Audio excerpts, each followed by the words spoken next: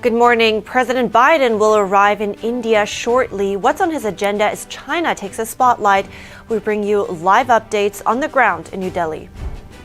We have updates on Tropical Storm Lee, which has strengthened into a Category 5 hurricane. A newly revealed memo from the European Commission on Viktor Shokin seems to contradict President Biden on the Ukrainian prosecutor's efforts to battle corruption. House Judiciary Chair Jim Jordan is probing Special Counsel Jack Smith's office. Find out what prompted the inquiry into alleged abusive tactics. Climate protesters temporarily shut down a women's U.S. semifinal. One protester had an especially sticky way of getting his point across. The 10th NTD Chinese Classical Dance Competition is in full swing. We bring you the exciting moments on stage and the stories of the participants.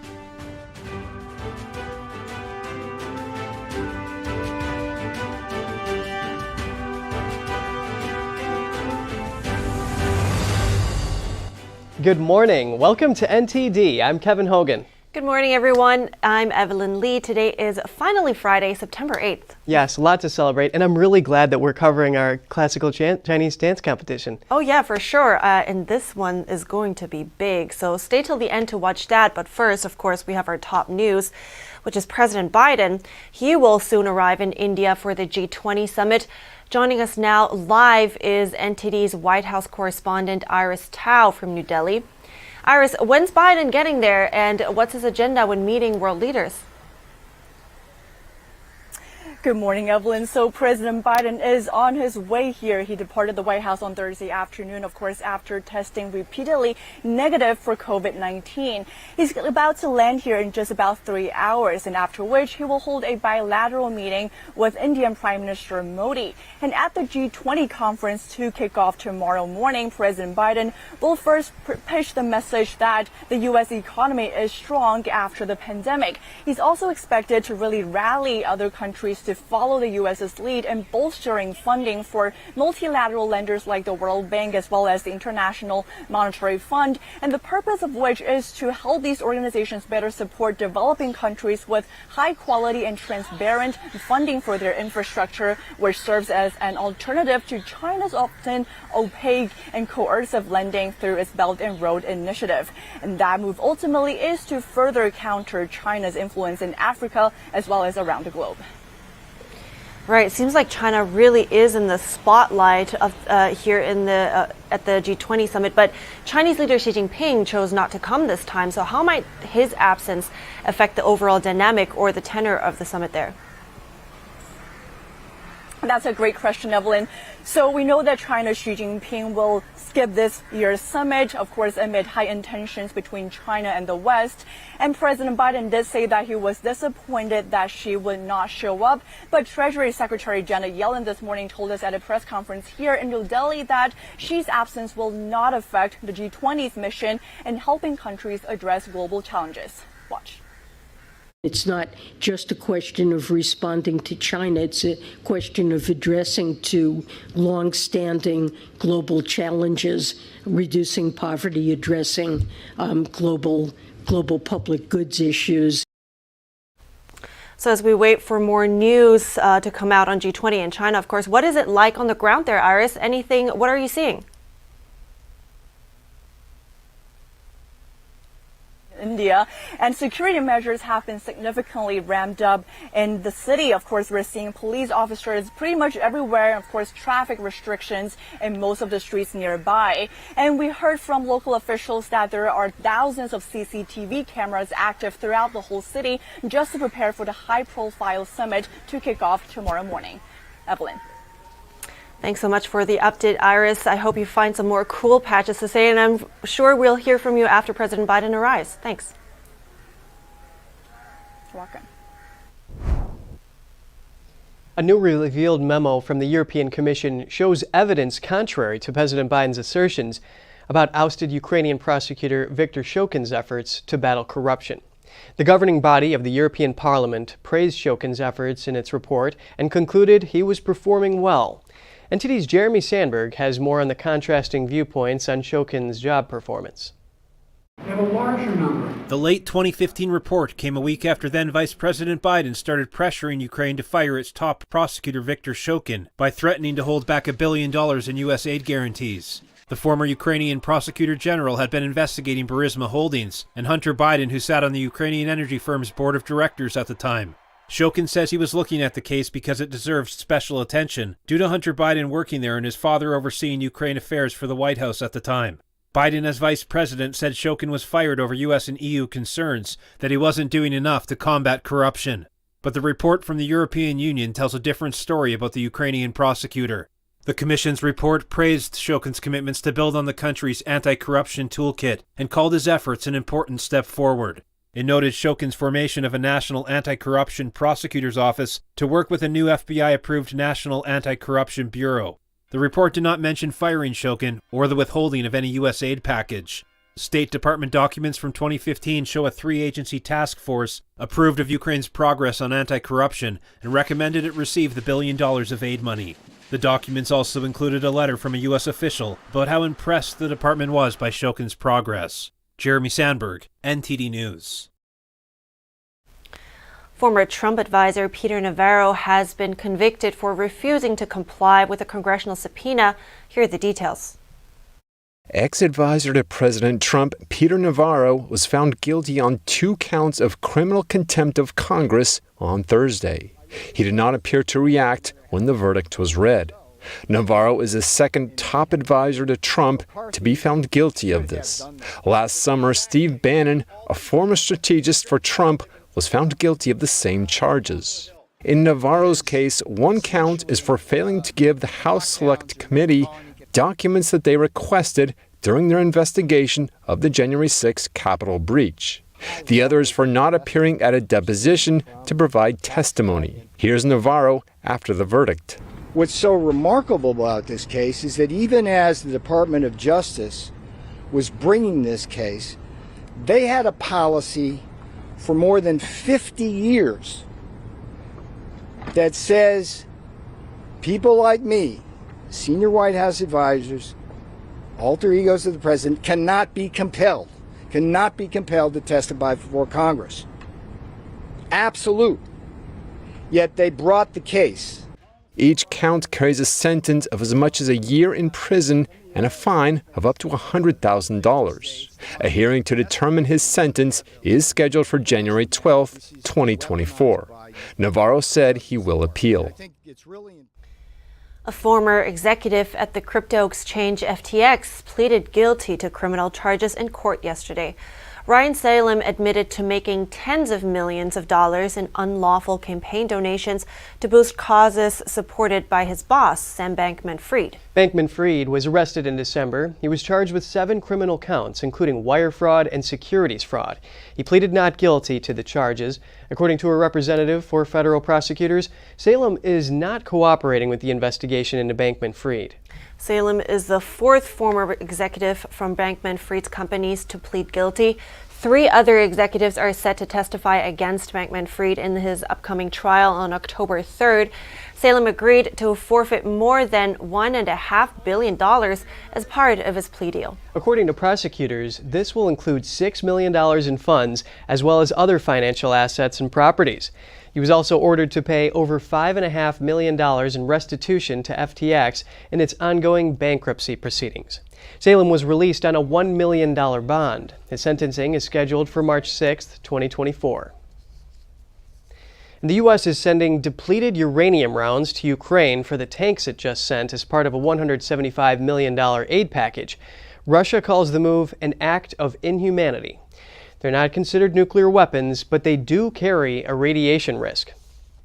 And Stephen Rogers, a retired U.S. Navy lieutenant commander and officer at the Office of Naval Intelligence, joins us live. Good morning, Lieutenant Rogers. Good morning to you. Do you think sending depleted uranium rounds is crossing a line? Well, yes, I do. And keep in mind that this is another escalation of a war the American people do not support.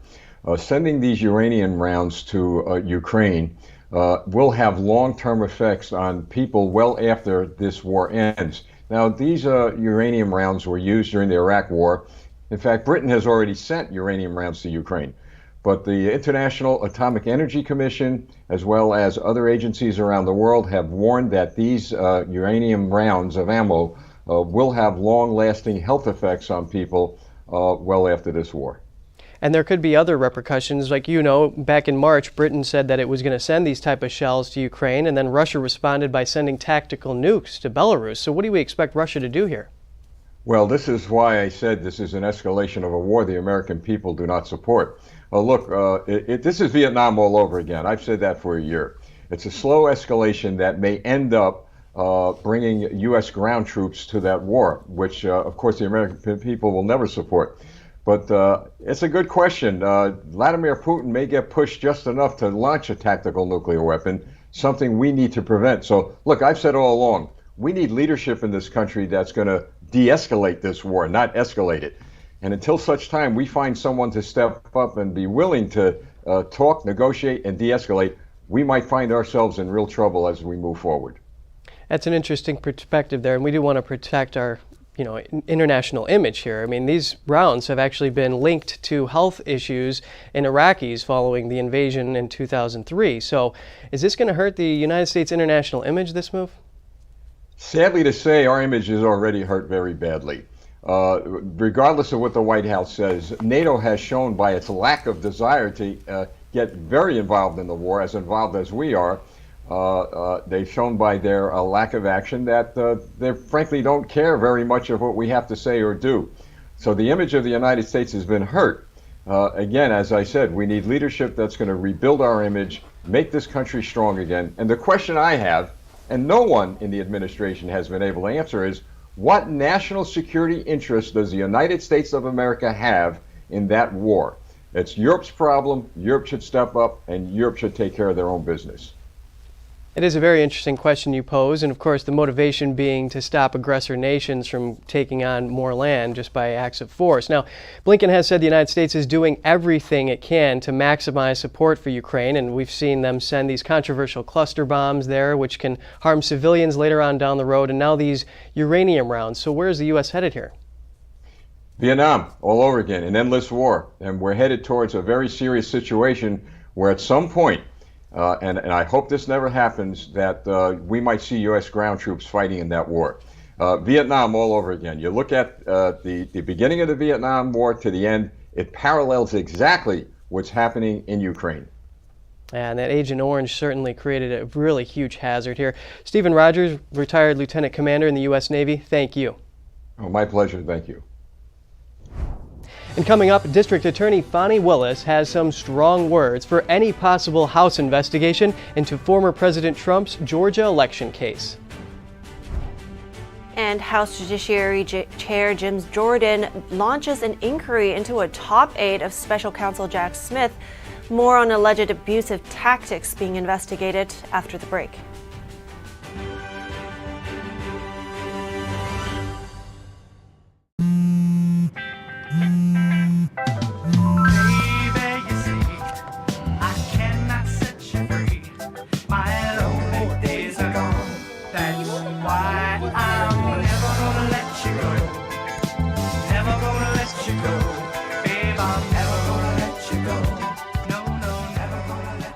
Here you go. Thank you. Thank you.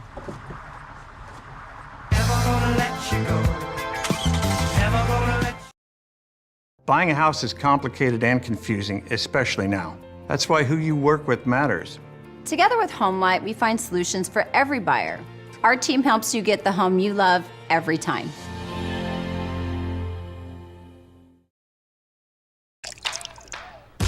You're not going to get it all right. Just make sure you nail the big stuff. Mama! Like making sure your kids are in the right seat for their age and size. Get it right at nhtsa.gov/the right seat.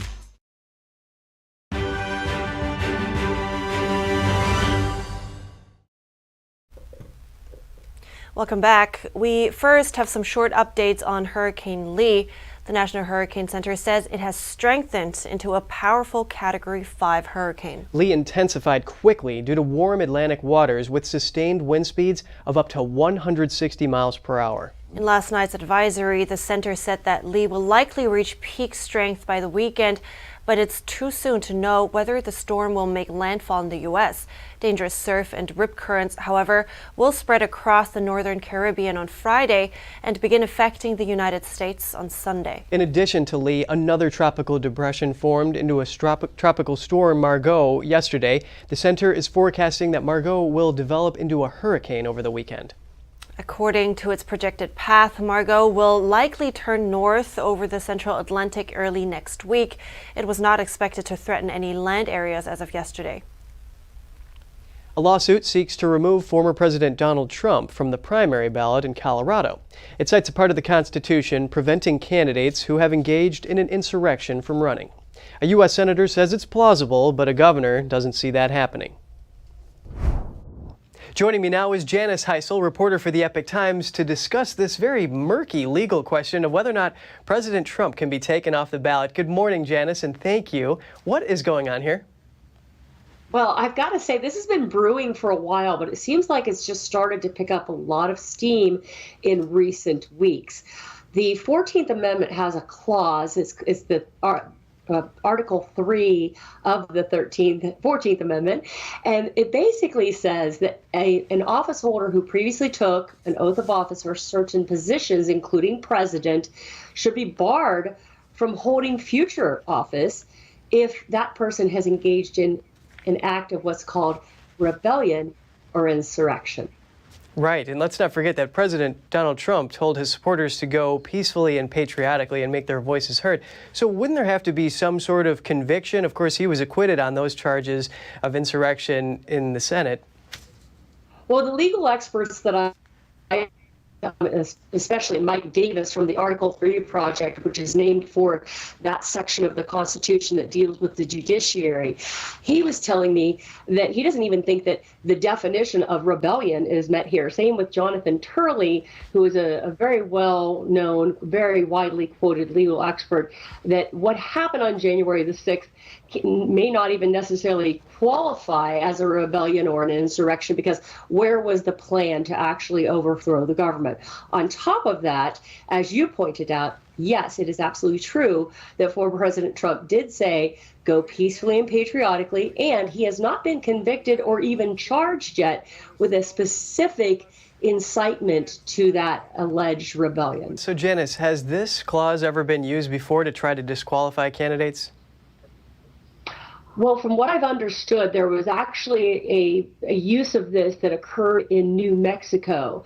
Now, the problem with that particular case, according to Mike Davis, he told me that it wasn't properly litigated. It wasn't properly fought. There are also legal experts, by the way, who are saying that they don't think this Article 3 clause of that 14th Amendment even remains in effect because of some actions that Congress took in the 1800s. So, yes, as you pointed out, it's all very complicated, but it's also very important to see what happens with the 2024 election. Of course, and then there are still questions over and out how this would even be enforced. So, Janice Heisel, reporter with the Epoch Times, thank you for your time. Thank you. More updates on former President Trump's Georgia election case. The Fulton County District Attorney is reacting to a potential House investigation over the prosecution. Here are the details. In a letter on Thursday, Fulton County District Attorney Fani Willis responded to a congressional investigation led by House Judiciary Committee Chairman Jim Jordan. On August 24th, the same day former President Trump turned himself in at the Fulton County Jail, Jordan sent a letter to Willis informing her of an investigation. Willis wrote in her response letter that she believes Jordan is interfering with and obstructing her prosecution. In her words, its obvious purpose is to obstruct a Georgia criminal proceeding and to advance outrageous partisan misrepresentations. Willis argued that a House investigation would violate state sovereignty and the U.S. Constitution. When Jordan announced the investigation, he questioned whether Willis's prosecution was politically motivated. He pointed out that she opened a fundraising website right before the indictment and that local officials have publicly made statements about their dislike of Trump. The congressman also raised a concern about Willis overstepping her jurisdiction. This latest exchange comes after members of the grand jury that indicted Trump and others have reportedly been doxxed. The district attorney said she and at least 23 jurors had their personal information published online. According to a court filing, the Atlanta Police Department and the Fulton County Sheriff's Office will protect the jurors from harassment and violence. Willis has asked the court to protect the jurors in the upcoming trial. That would include restricting members of the press from exposing jurors' identities. House Judiciary Chair Jim Jordan launched an inquiry into Special Counsel Jack Smith's office yesterday. That's over alleged prosecutorial abuse from one of Smith's senior prosecutors and top aides, Jay Bratt. Bratt allegedly pressured a lawyer representing defendants in the classified documents case, Stanley Woodward. Woodward had been representing an unnamed employee in the case. The employee previously testified he had no knowledge of deleting security footage and later changed his story. Woodward claims the employee was threatened with prosecution before he agreed to become a key witness. Woodward no longer represents the employee, but still represents Walt Nauta, a co-defendant in the case. Brett allegedly told Woodward his judgeship candidacy would be viewed more favorably if his client cooperated. Jordan says Bratt's attempt raises serious concerns about the special counsel's abusive tactics, as well as the department's commitment to its mission to uphold the law and ensure impartial justice. The Judiciary Committee is asking Smith's office for all documents and communications regarding Woodward or concerning legal representation for Nauta by September 21st. And heading into break, an Elon Musk biographer makes some dramatic claims about a foiled Ukrainian sneak attack. Was Starlink switched off? And a Coast Guard encounter with an unusual vessel lands its curious captain in hot water. You won't believe this floating hamster wheel craft he was traveling in. That story after the break.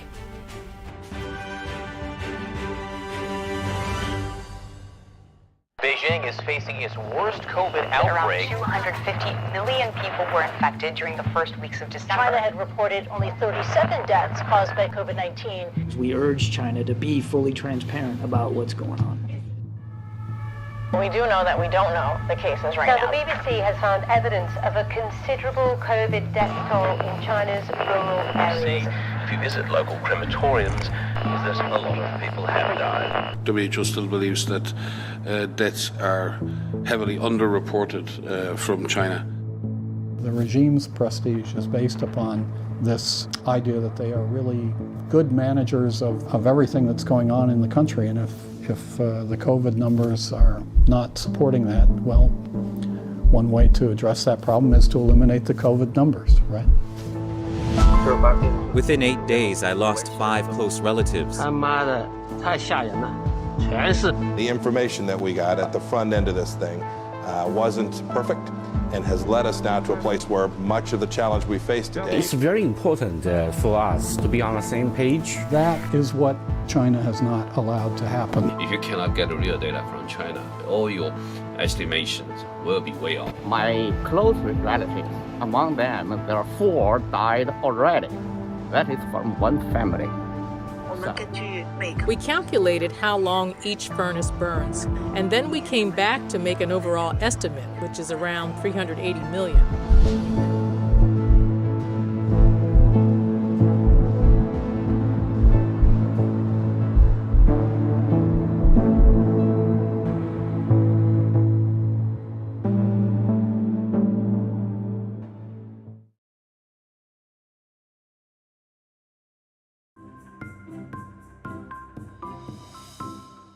They are some of the hottest videos on social media. Those videos claiming to instantly get rid of bags under your eyes. Annette Figueroa is here to tell us why she says this one is for real. This one is for real, and I'm so excited. Not only does it work on the bags, it works on the appearance of crow's feet, fine lines, and wrinkles. We even have a video, and all he uses is a small amount, and that's how easy it is. And I did this to my father. We were at home. 4 minutes, 34 seconds, completely gone. My real true opinion is holy words I can't say on camera.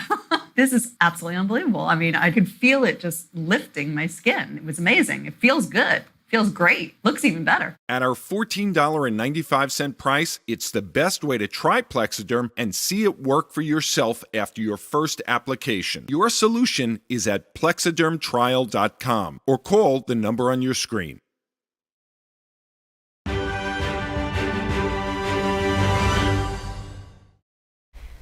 Good to have you back. The Wall Street Journal reported that the FBI has tracked as many as 100 incidents where Chinese nationals trespassed onto sensitive sites such as U.S. military bases. They did so posing as tourists. U.S. officials suspect this is a form of espionage. So what's going on there? We're bringing in retired Colonel John Mills. He's also a senior fellow at the Center for Security Policy. It's good to have you. Good morning, Colonel. First, what do you think these Chinese spies were looking for? Good morning, Evelyn. Thank you. They are probing the readiness and security of our facilities. This is live. They're taking advantage of our open, liberal, democratic republic. They come from a totalitarian system where facilities like this are very, very heavily guarded, and any trespassers are very harshly dealt with. So I think that's what exactly what they're doing is probing.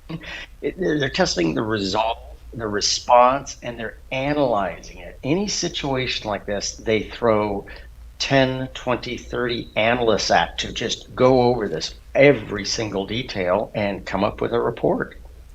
So talking about the response that they got, what was the response that they got? What happened to them once they were caught? You know, what were the repercussions there? Well, it was probably not what they were expecting. I mean, there's formal protocols and procedures at the gates. DoD base, Department of Defense bases have become much more hardened since 9/11. We had an era there during the peace dividend where Department of Defense facilities were essentially open. Anybody could drive on.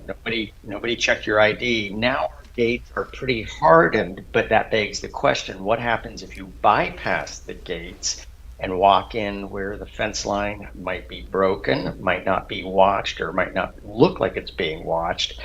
So that's what's interesting. Are they trying other places than the gates? Now, is it also known what kind of information they were able to gather? Well, the bases that's been reported upon that they've tried to enter are like the Fort Greely, Fort Wainwright base in Alaska. That's where we have missile interceptors on alert, approximately 18 to 25 to 30, not sure the exact number, but those are to knock down at mid-course incoming ballistic missiles. Now, we have to say they're coming from North Korea because we don't want to provoke the Chinese, but they're probably very curious about the readiness of those interceptors. Little Creek, that's where our amphibious forces on the East Coast and all of our even-numbered SEAL teams are at, except for one. So they probably want to know what's going on there. And then down at the Kennedy Space Station, they want to know about launch activities. Right, now, one last thing before we go. I want to know more about these kind of low-level Chinese intelligence gathering, which we see they use students, for instance, as well. These kind of techniques, what do you think is most concerning about them? Well, this is their way of kind of swarming and trying to overwhelm our gate access activities. I think in some ways Department of Defense is not taking it seriously enough, and I think we have a national counterintelligence executive who should be on top of this. We have an FBI foreign influence task force that should be on top of this. But unfortunately, that foreign influence task force is the same one that Elvis Chan and Laura Demlow are using to spy on Americans. So the foreign influence task force is very confused as to what they're doing. Are they spying on Americans, or are they taking care of the Chinese counterintelligence threat? Well, thank you so much, retired Colonel John Mills. I really appreciate your insights today, as usual. Thank you, Evelyn. Always an honor to be on your show. Did Elon Musk foil a Ukrainian sneak attack on a Russian naval fleet? That's what a new biography about the billionaire entrepreneur alleges. It says he ordered engineers to turn off his company's Starlink satellite communications network as Ukrainian submarine drones strapped with explosives approached the fleet, and that in the end, they lost connectivity and washed ashore harmlessly. Book author Walter Isaacson claims Musk's decision was driven by fear of a Russian nuclear response. But Musk wrote on X that SpaceX did not deactivate anything and that the Starlink region in question weren't even activated. He says there was an emergency request to activate Starlink all the way to Sevastopol, which he says was obviously intended to sink the Russian fleet at anchor. adding that if he had agreed, SpaceX would be explicitly complicit in a major act of war and conflict escalation. Musk also called for a truce on X, saying that Ukrainian and Russian youth die to gain and lose small pieces of land, with borders barely changing. And now we get to some short headlines from around the world. Hong Kong residents woke to chaotic scenes after a record-breaking rainfall drenched the Asian financial hub. The deluge was causing widespread flooding in the densely packed city, submerging streets and shopping malls and metro stations. Some areas of the city saw landslides. The Hong Kong Stock Exchange remains shut for the day, while schools and offices are closed. An American researcher who fell ill more than 3,000 feet below the entrance of a cave in Turkey has recovered enough to be extracted. Rescuers from across Europe rushed to the cave, including a Hungarian doctor who reached and treated him. An official said rescue operation could last 3 or 4 days. Australia will make search engines like Google and Bing take steps to prevent the sharing of child sexual abuse material created by AI. The country's e-safety commissioner says a new code drafted by the industry giants at the government's request will require search engines to ensure that such content is not returned in search results. A major nationwide manhunt is underway in the UK to track down a former army soldier suspected of terrorism offenses. Daniel Abed Khalif is believed to have escaped from a South London prison on Wednesday morning by strapping himself to the bottom of a van.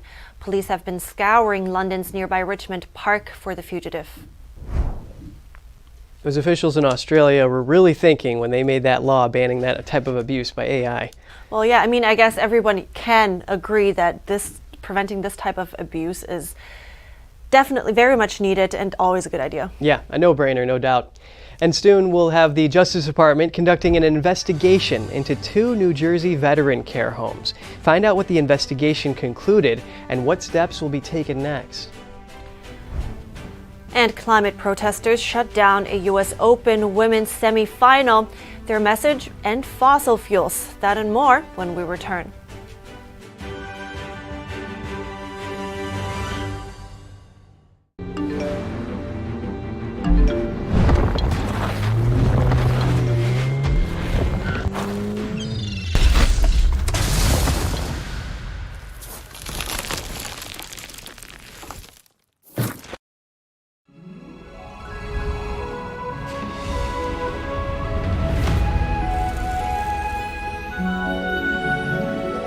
Miss NTD, the first NTD Global Chinese Beauty Pageant.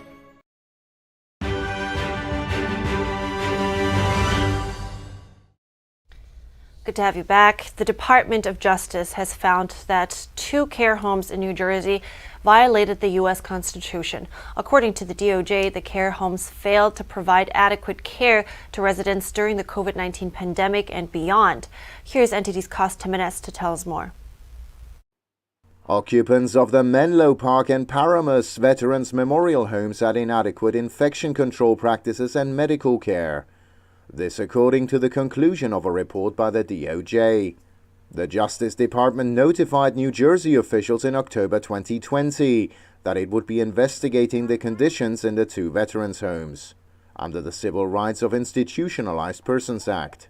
The investigation concluded that conditions at the care homes were so bad they violated the 14th Amendment's rights to reasonable care and safety. The DOJ report further stated that incompetent management contributed to the dire conditions.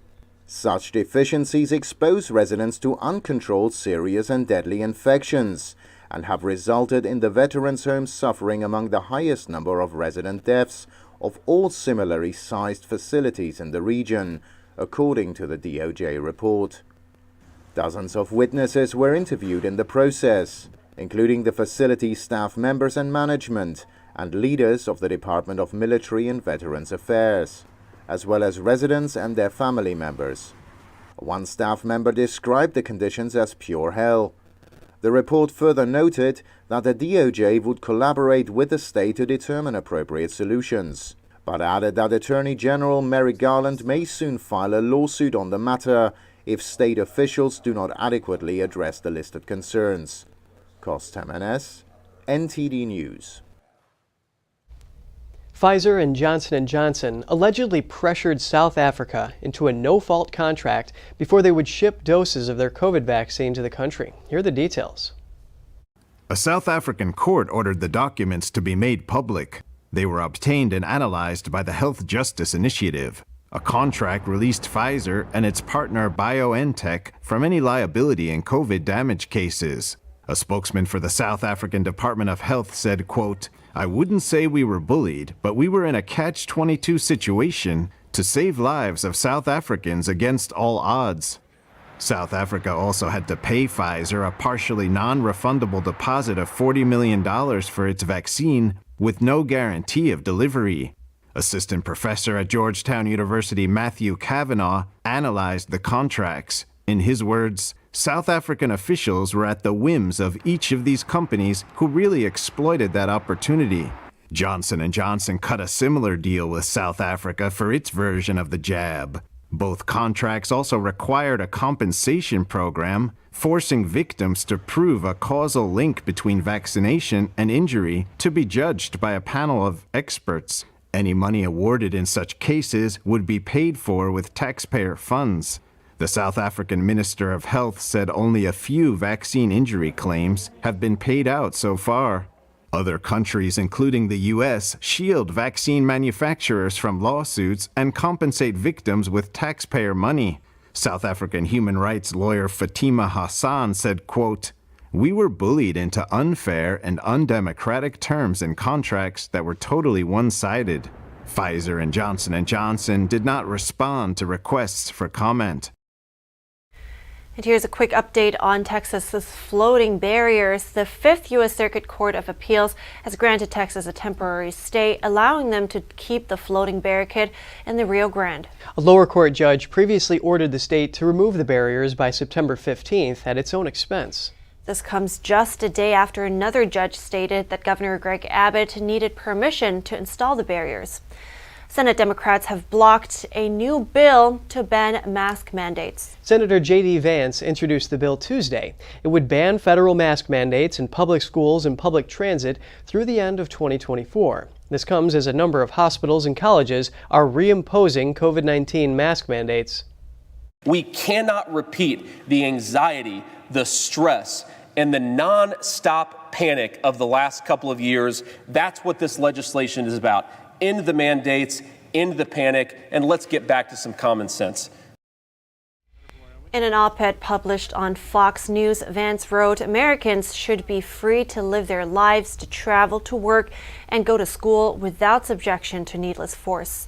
The senator also said if Senate Democrats block his legislation, it means they're planning to reinstate mask mandates. Vance requested unanimous consent to the bill on the Senate floor yesterday, but Democrats rejected the proposal. Now the bill has to go through Senate committees before it's back on the Senate floor for another vote. Public health experts, including Dr. Anthony Fauci, have been promoting the use of masks in recent days.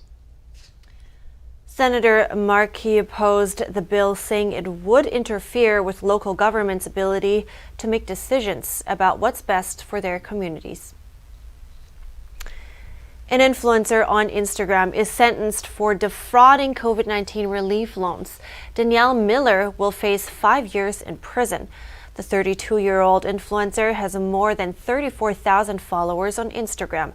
According to federal prosecutors, she used the stolen identities of more than 10 people to obtain $1.5 million in pandemic relief loans in 2021. She then used the money to promote her presence on social media and support a lavish lifestyle.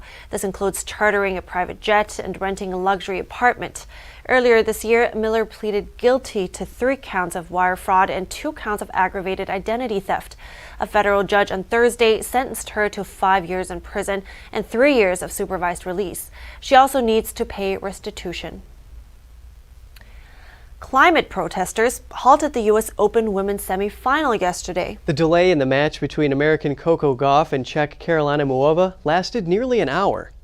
The protesters wore shirts that read "End fossil fuels," and one of them glued his bare feet to the concrete floor. Security guards and more than a half dozen police officers confronted the activists. The Tennis Association says 3 of the protesters were escorted out of the stadium without further incident, but it took longer to remove the person who stuck his feet to the ground. Protester named Ian said the U.S. Open has corporate sponsors with policies that contribute to global warming.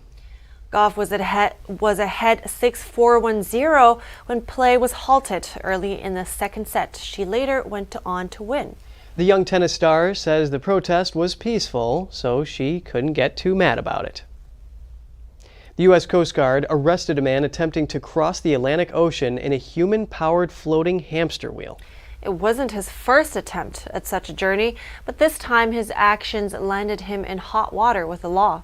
The Coast Guard found Reza Baluchi and his homemade self-propelled vessel off the coast of an island near Georgia.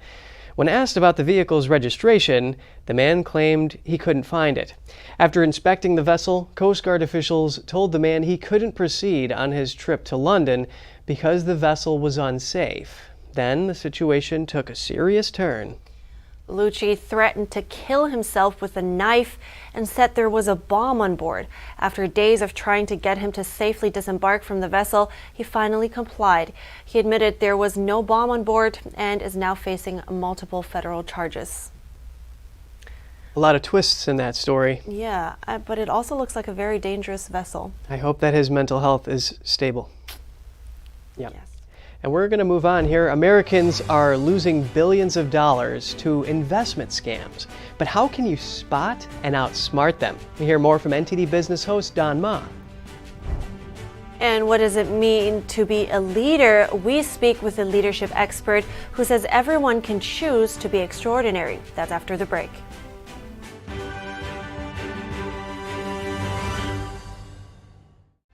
Coming up next on America's Hope. One pastor in East Palestine, Ohio, is not forgetting the people, but leaguered by the toxicity in the air. See how he's bringing clean air to the people living there. And then we focus on one man with Urban Ministries Incorporated. See what they're doing to change the landscape of education in America. All that and more next on America's Hope.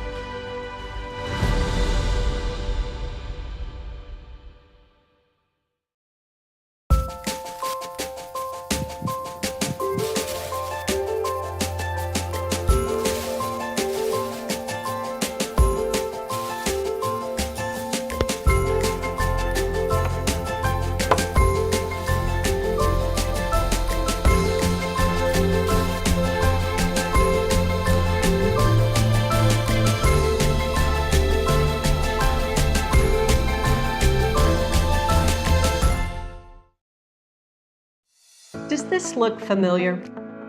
You probably think this is what owning hearing aids would be like. Let me tell you, there's a better way. The Atom by Audien Hearing. The all-new Audien Atom is the world's first wireless charging hearing aid under $100. The Atom comes with an easy-to-use wireless charging dock. Plus, the Atom has a 22% smaller design, so it's nearly invisible when worn in the ear. That's why we have over 250,000 happy customers. Each pair has a 45-day money-back guarantee, so there is zero risk in trying them. Call 1-800-918-3109. That's 1-800-918-3109. Call 1-800-918-3109 or go to audienhearing.com to get your pair of Audien Atom hearing aids for only $99.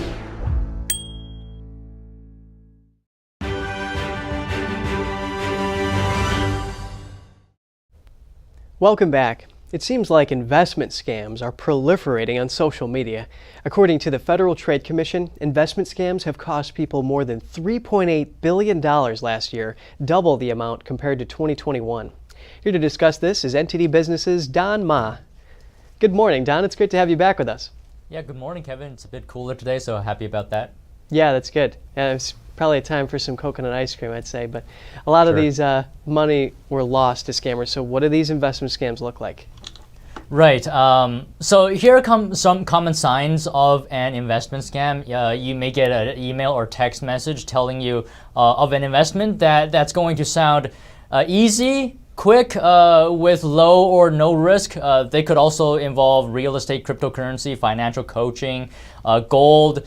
Typically, they may use words like proven and guaranteed with these investments. Sometimes they come with testimonials from people saying they have benefited. But we have to keep in mind that these could be from paid actors. And even if there are reviews, these reviews could also be manufactured. Yeah, something needs to be done here. I mean, I even get text messages that are from these unknown numbers and I just ignore them. But so when something does sound like it's too good to be true, it just might be, right? Yeah, absolutely, Kevin. The saying goes, right, there's no free lunch. So when we're given these incredible offers, we really have to ask ourselves this question. I mean, why me, right? Why are they asking me? What makes me so special that you're telling me this incredible way to make money? I mean, if it's so great, why are they telling you? Because if you know a great way to make money, you might not want to tell anyone, because sharing a successful investment strategy or business approach can diminish its effectiveness over time. And by the way, there's really no quick get-rich-quick path when it comes to investing. You may get lucky sometimes, but luck is not something you can replicate consistently, and that's not really investing. Yeah, they say you can't shortcut a shortcut. So anything else for us, Don? Sure. Just a couple quick updates. First is Apple. The company is seeing a 7% plunge in shares in just 2 days. This comes after reports that China may ban officials from using iPhones at work. Beijing has yet to officially announce the restrictions, but as U.S.-China tensions escalate, concerns are mounting about foreign companies operating in China. China is actually Apple's third largest market, accounting for 18% of its revenue last year. And another update is the latest on the contract talks between automakers and workers. So General Motors has offered a 10% wage increase, but unfortunately it was turned down by United Auto Workers President Shawn Fain. Fain actually called the offer insulting, and if no deal is reached before the contract expires on September 14th, a strike seems inevitable. That's just 2 updates from me this morning. 10%, I mean, that's fairly significant, but do you think that's just not enough to offset inflation and that's why they turned it down? Well, it could be any of those reasons, but I do believe inflation is probably one of their considerations. Yeah, well, Don Ma, host of NTD Business. I appreciate it. Thank you. And Mark Sanborn, the president of Sanborn & Associates and professional speaker on leadership, shares the message of what it means to be extraordinary. He calls it the Fred factor. Fred is a real-life person that inspired him with this passion for what he does and showed him that everyone can choose to be extraordinary. I asked him about what he learned from him and what leadership really means. The overarching principle for all my work is that nobody can prevent you from choosing to be extraordinary. To be extraordinary is a choice. You may not be encouraged or rewarded for it, but you might not have been taught how to do it, but ultimately we make that choice. Number 2, I say it's all built on relationship. I mean, one of the things that really differentiates Fred from all the postal carriers I've had in my life is that he took a few minutes to get to know me. And, people say, well, Mark, in my work, I move so quickly, I don't get to build relationships. Well, what you can create are connections. And a connection's a moment of shared affinity. And it takes about 5 connections to begin to form a relationship. So over time, we can build relationships with the people we live and work with. The third principle is that you can add value to everything you do. It doesn't have to cost a nickel. Your employer doesn't want you to spend a lot of money to add value. They'd rather you replace money with imagination and capital with creativity. And the fourth and final principle is you got to reinvent yourself every day. The ultimate Fred is excited not because he or she has to do these things, but because they can. They choose to. So why are these principles important as a leader? I say if you want to have more Freds in your life, in your organization, I use an acronym. And I know some people think acronyms are trite and hackneyed, but they're a great way to remember important concepts.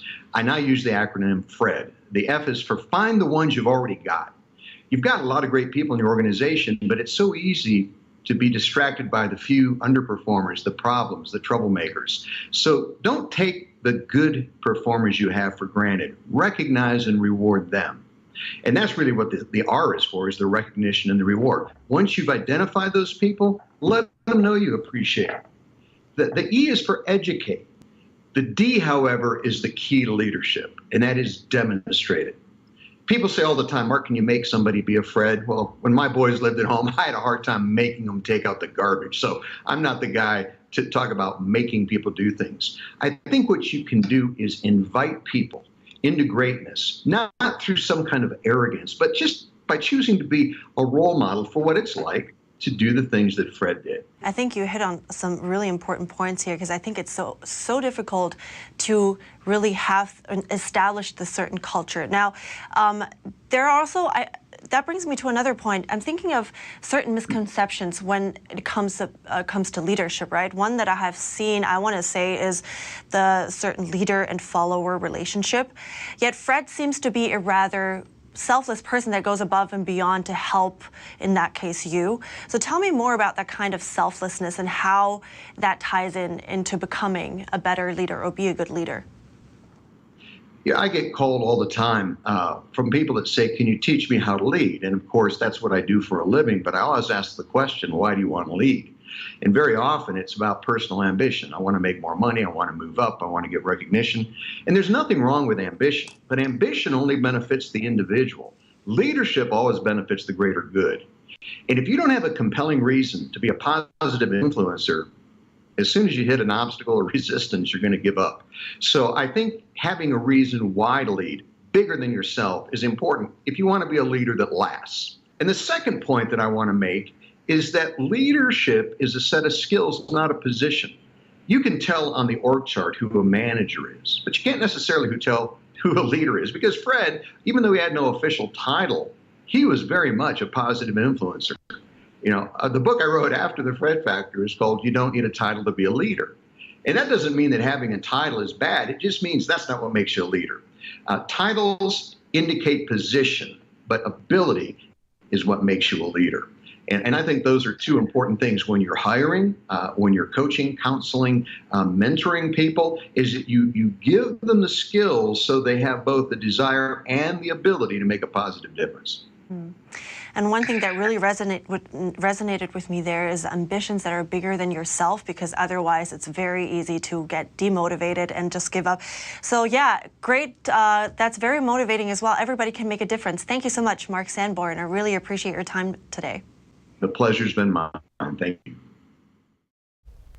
And I really meant that. That was so interesting. And I think, especially in times of digitalization right now, right, it's becoming increasingly important to have the Fred factor and change these requirements to the company culture. Yeah, and you have to set yourself apart. And you know, on the topic of leadership, I took a leadership workshop in high school, and it was about the time when I was captain of the wrestling team, and you know, they just made us repeat the words, wishing doesn't make it so. Wishing doesn't make it so. That's a good mantra. Yeah, so it really helps. Stick around, because across distances and nationalities, dancers from the world gather in New York for the NTD Classical Chinese Dance Competition. What stories do they have to share? Stay tuned to find out.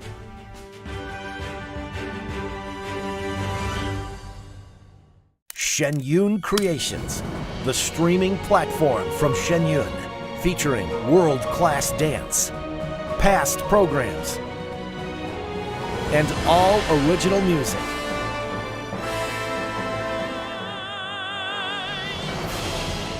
Masterclasses, behind the scenes, comedy, and more. Explore shenyuncreations.com.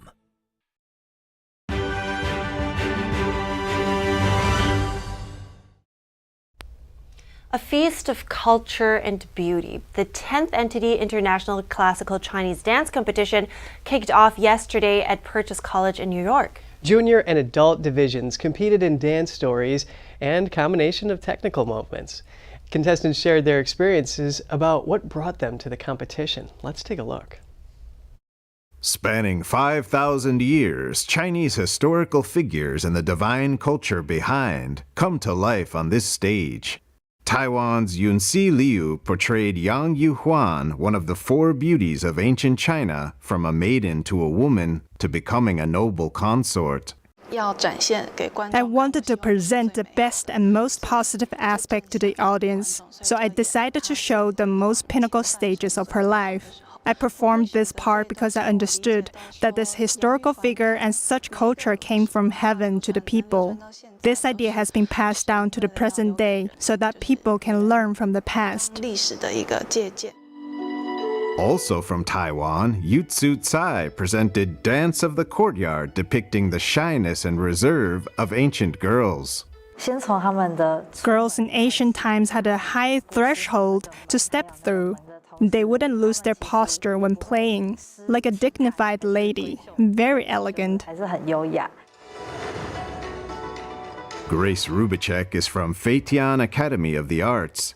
With the performance Spring, she entered the contest for the second time. Though a Westerner, she is dedicated to promoting traditional Chinese culture. Today, China is like a lot of the culture is gone, and because of the Chinese Revolution, and yeah, a lot of it it can't be found anymore. So I think by showing the values and virtues of classical Chinese dance and the history of China is very meaningful and important. 11 contestants braved the long journey from Taiwan to New York for the competition. They shared the experience of progressing together. It's all about working together and promoting classical Chinese dance together. There's no difference between us. I can't have that kind of ego anymore. That way, I can really dedicate myself into the dance. This year's International Classical Chinese Dance Competition is at its largest it's ever been. The semifinal on Saturday and the final on Sunday are open to the public. Watch our live streaming on NTD TV, Epic TV, and Ganjing World platform. Yeah, that's right. I'll definitely be tuning in. Yeah, I mean, it's just so much hard work that they put in. Yeah, exactly. And so much talent at such a young age. Right. Anyway, that's all for today's program. We'd love to hear from you at goodmorning@ntd.com. Shoot us an email if you'd like. Thanks for watching. I'm Evelyn Lee.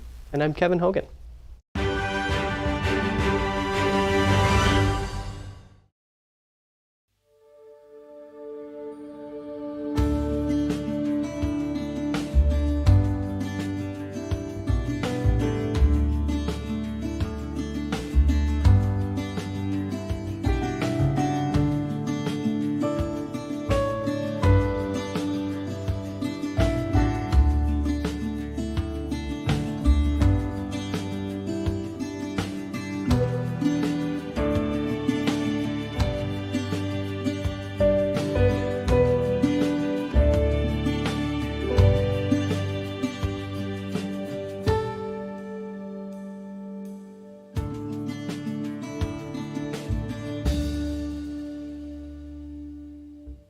Thanks for watching us on YouTube. Did you know YouTube only keeps selected videos on its platform? So if you want to make sure you get the full picture, just subscribe to our newsletter.